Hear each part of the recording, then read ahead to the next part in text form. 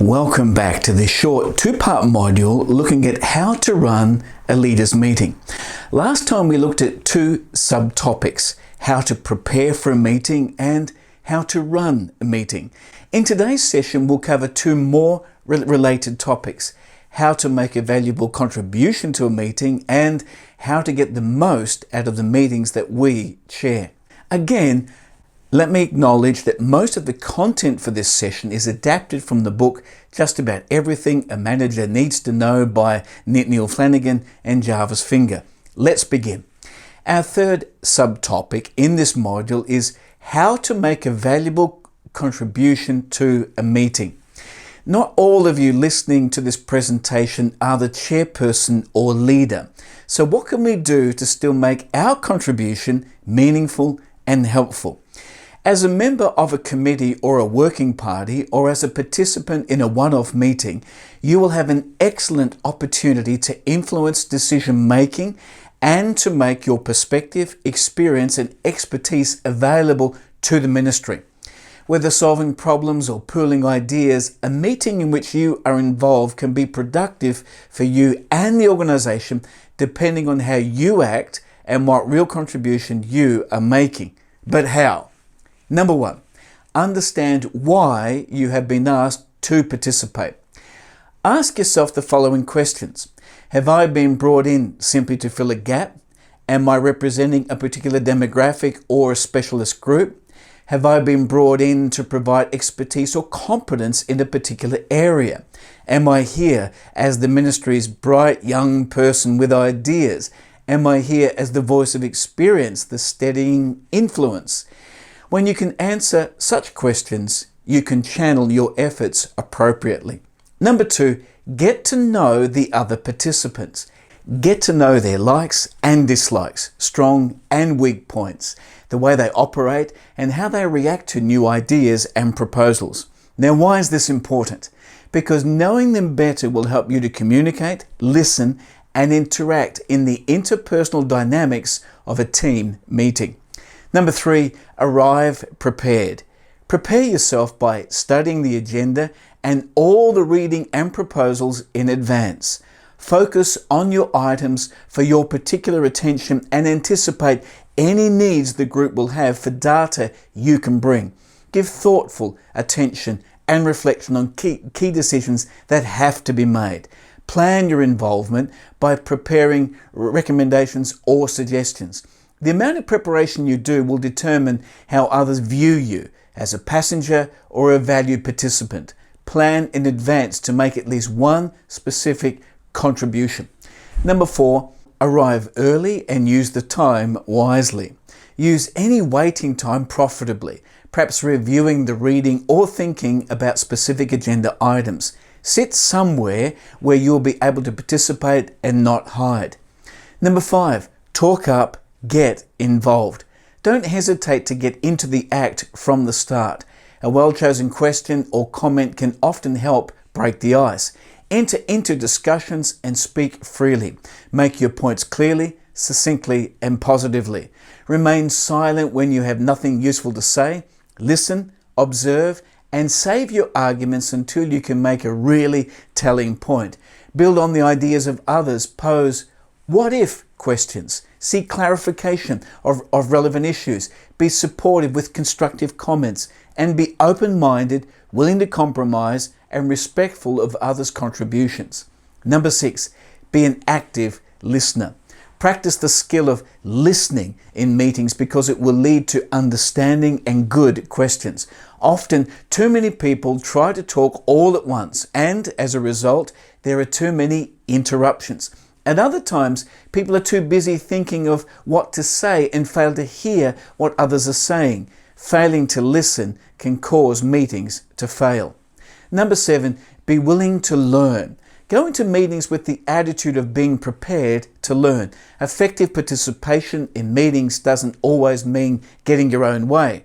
Rather, it means learning from others, accepting criticism, incorporating the ideas of others into a decision to make it better. Number eight, adhere to the rules of meeting etiquette.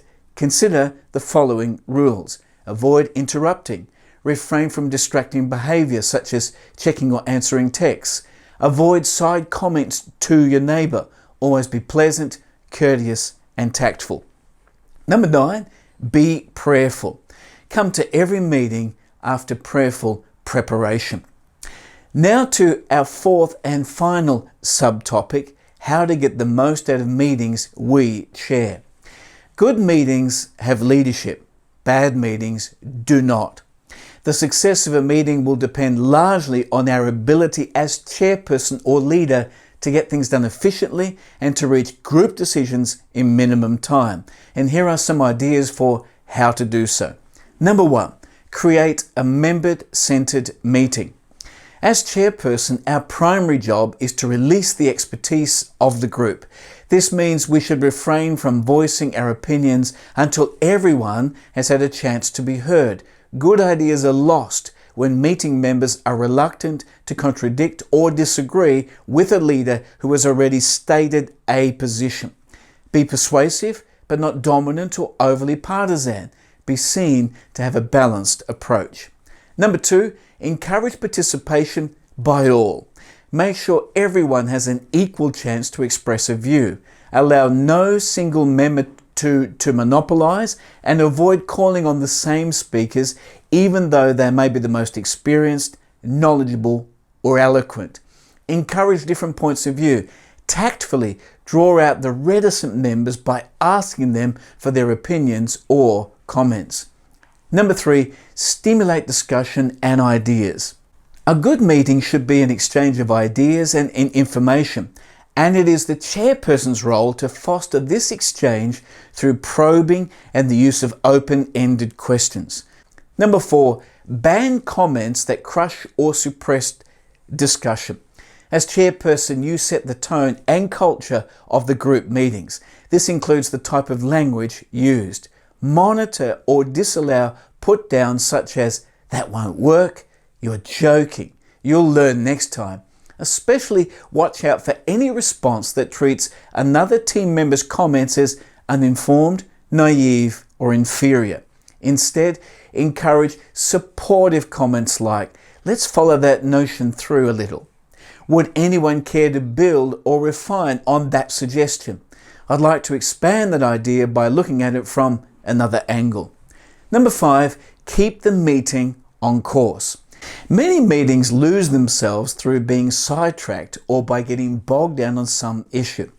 Some wandering may be useful, but it's frequently necessary to call the group back to the main topic at hand. Keep rambling speakers in check as well. Be alert for potential trouble. Deal with conflict, hostility, and tension when it begins to appear. Create harmony by mediating differences. Use humour or call for a break at the right time to ease tension. Keep an eye on the clock. Keep the meeting on the move. Respect the participants' personal schedules and aim to finish on time. Number 6, vary your style. The key to chairing a meeting is flexibility. You will be a good chairperson if you assess the kind of leadership that the meeting requires, then adjust your style accordingly. Be sensitive to the mood of the meeting, when to be relaxed, when to be firm, when to use humour, when to have a break. Each style exhibits effective leadership if it is right on the occasion. Number 7, focus on the process. Control the meeting by sticking to the agenda. Keep discussion to time limits, but allow adequate time to treat complex issues. Stop and clarify issues if they become obscure. Summarize from time to time to demonstrate progress. Monitor loss of attention. Watch for signs that an item has been discussed enough. Finalize it and move on to the next one. Break up into small groups if this assists in reaching your desired outcomes more efficiently. Number 8, finally, take steps to ensure the meeting is not interrupted unless in an emergency. Be the first in the room and use this time to connect with the other participants. Start and finish on time. Remember to thank members for their contribution and at the conclusion of the meeting. Always set an example. Be firm, polite, calm, relational, supportive, even-handed and confident. And on that note, we'll conclude this session and our short module. I hope it's given you some keys to either participate or lead a meeting more meaningfully. There are many more modules in this series. I look forward to seeing you then. God bless.